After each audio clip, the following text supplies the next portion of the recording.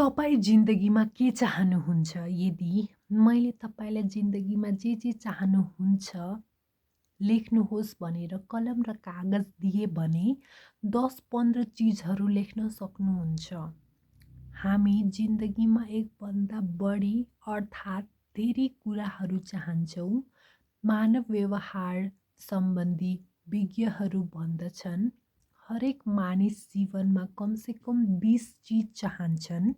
तीमध्ये कतिपय तपाईँ र मेरो चाहना मिल्दछन् त कति नमिल्न पनि सक्छन्। अनुसन्धान अनुसार हरेक मानिस जीवनमा एउटा कुरा अवश्य चाहन्छन्, त्यो हो खुसी। हरेक मानिस आफ्नो जीवन खुसी र आनन्दले भरपूर होस् भनेर चाहन्छन्। मलाई लाग्दछ यो कुरा तपाईँ पनि मान्नुहुन्छ। इतिहासदेखि वर्तमानसम्म यही सत्य हो। दार्शनिक सुकरातले भन्नुभएको थियो हरेक मानिस जीवनमा खुसी चाहन्छन्। मानिसले कसरी खुसी, आनन्द तथा शक्ति प्राप्त गर्न सक्दछन् भन्ने बारेमा खोज गर्ने सोचले सिद्धान्त गौतमलाई बुद्ध बनायो। अब प्रश्न आउँदछ त्यो खुसी कसरी प्राप्त गर्ने? खुसीकै लागि मानिसहरू यन्त्रतन्त्र दौडिरहेका छन्। कोही सडकमा दौडिरहेका छन् त कोही महलमा पुगेर पनि खुसी छैनन्। अनुसन्धान अनुसार खुसीका लागि हामीले जिन्दगीमा सन्तुलन कायम गर्न सक्नु पर्दछ। केमा खुसी, केमा सन्तुलन गर्ने त तपाईँले जे काम, पेसा तथा व्यवसाय गरे पनि खुसी जीवनका लागि केही महत्त्वपूर्ण पक्षहरूमा सन्तुलन कायम हुनु पर्दछ।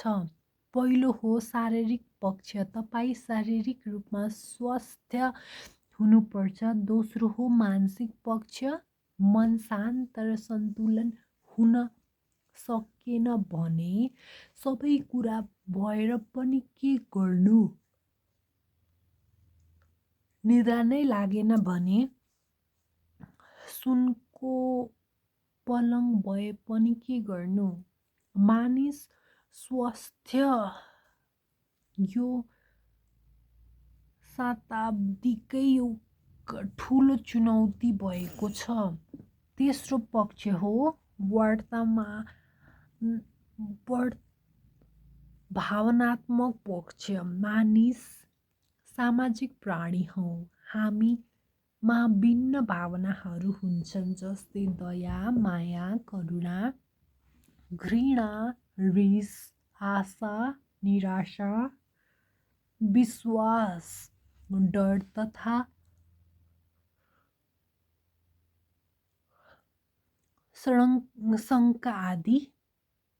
असहज भावनात्मक झड्कालाई सम्हाल्न नसकेर कतिपय मानिसले वर्षौँ लगाएर बनाएको सम्माननीय आत्मछविलाई क्षणभरमा ध्वस्त पार्न पनि सक्दछन्।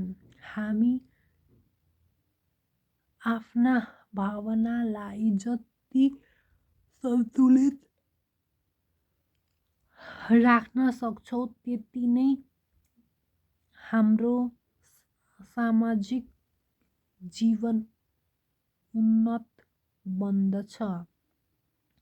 चौथो पक्ष हो आर्थिक पक्ष। कतिले भन्छन् पैसा सबै कुरा होइन। हो, यो कुरा म पनि मान्छु। पैसा सबै कुरा होइन, तर जिन्दगीमा हरेक कुरालाई पैसाले प्रभावित पारिरहेका छन्। कसैले होटलमा खाना खाएर बिल तिर्ने बेलामा पैसा सबै कुरा होइन भन्ने डायलग दिएर छुटकारा पाउँदैनन्। त्यसै बच्चाको स्कुलमा गएर यही डायलग दिँदा शुल्क मिनाहा हुँदैन। तसर्थ आजको दुनियाँमा प्रत्येक पल पैसा चाहिने हुनाले हरेक व्यक्ति आर्थिक रूपमा सबल हुन आवश्यक छ। पाँचौं पक्ष हो आध्यात्मिक पक्ष।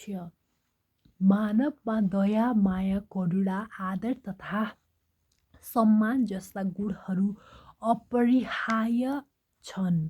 जब यस्ता गुणहरू विलय हुन्छन् तब समाज कस्तो बन्ला?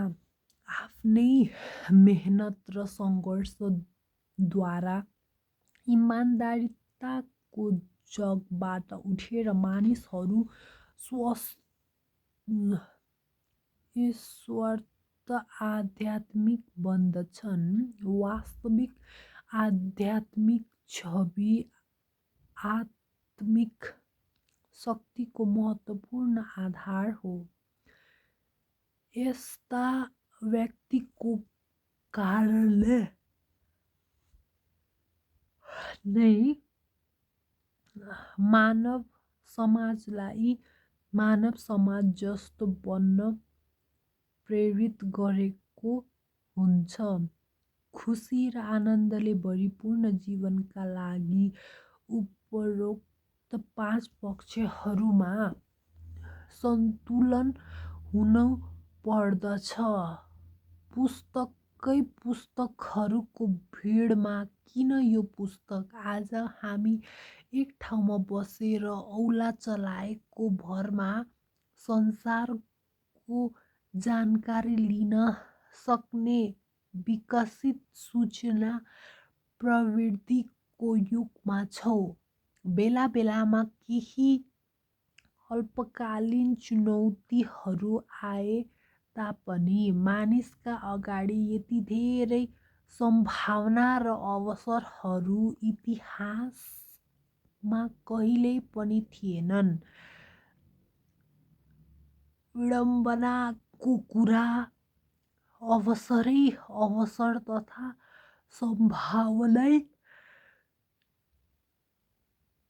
सम्भावनाको वरिपरि रहेर पनि अधिकांश मानिसहरू तनावमा छन्। अधिकांश मानिसहरू दुविधामा छन्। कतिलाई जान्थ्यो झन् गाह्रो जस्तो भइरहेको छ जिन्दगी। सुरुका दिनमा अधिकांश सेल्फ हेल्प पुस्तकहरू पढ्दा म पनि दुविधामा हुन्थे। यो पुस्तकले भने जसरी गरौँ कि त्यो पुस्तकले आजसम्म मैले व्यक्तिगत व्यवसाय, नेतृत्व तथा उद्यमशीलता विकास सम्बन्धी 5,000 भन्दा बढी पुस्तकको अध्ययन गरिसकेको छु। 3-4 हजार जति पुस्तकहरूको अध्ययन गरे पश्चात म यो निष्कर्षमा आएँ कि हामीले सारा ज्ञानलाई निरन्तर उपलब्धिको मार्गमा जोड्न सक्नुपर्दछ। उक्त उपलब्धिले सन्तुलित जीवन निर्माण गर्न सक्नु पर्दछ। अन्यथा तपाईले मेहनत गरे र आर्जन गरेको ज्ञान र सिप तपाईलाई नै बेकार लाग्दछ। यसले अत्यन्त जीवनमा निराशा पैदा गर्दछ। हामीलाई थाहा छ हतौडाले जथाभावी हान्दैमा सुन्दर भवन बन्दैन। संग्रहमा ज्ञान गन्तव्यमा पुग्ने सिलसिलाबद्ध सिडीमा जोड्नु पर्दछ, जसको लागि जिन्दगीको विश्वविद्यालय नामक यो पुस्तक तयार गरिएको हो। जिन्दगीलाई जिन्दगी जस्तो निर्माण गर्ने र जीवनका लागि प्रेरित गर्ने यो पुस्तक एकदमै व्यावहारिक छ। यस पुस्तकका हरेक विविधहरूमा स्वयंले लामो परीक्षण, प्रयोग, परिमार्जन र पुनः प्रयोगद्वारा अझ विकसित हुँदै आएका छन्। ज्ञान र कलालाई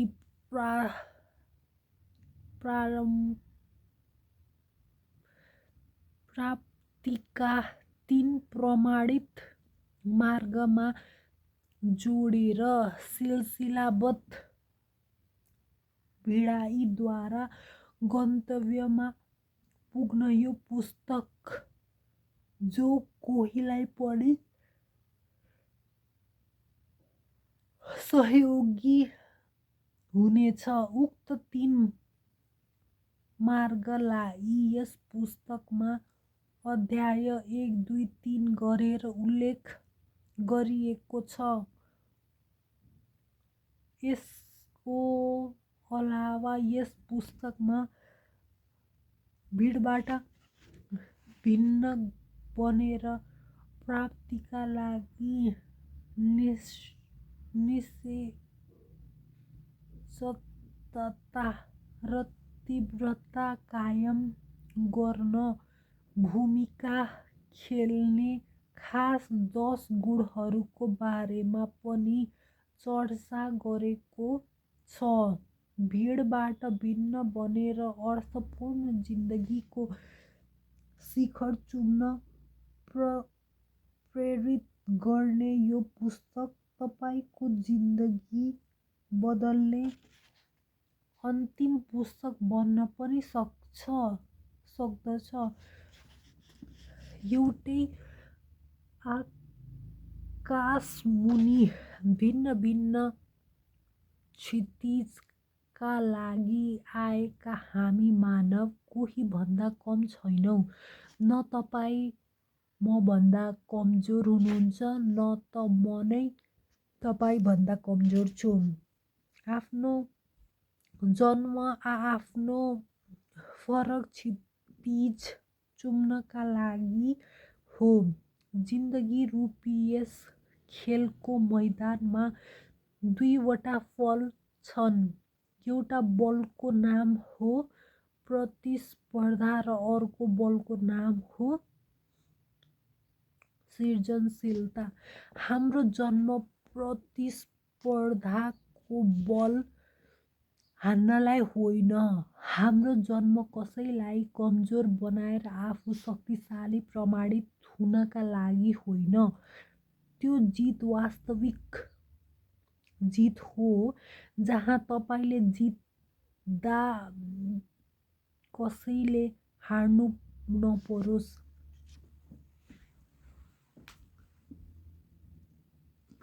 विडम्बनाको कुरा अधिकांश मानिसहरू प्रतिस्पर्धाको बल हार्नी रहेका छन्। बच्चैदेखि हामीलाई भनिएको थियो फलाना भन्दा हाम्रो भन्दा राम्रो हुनुपर्छ। जब व्यक्तिको बचपनको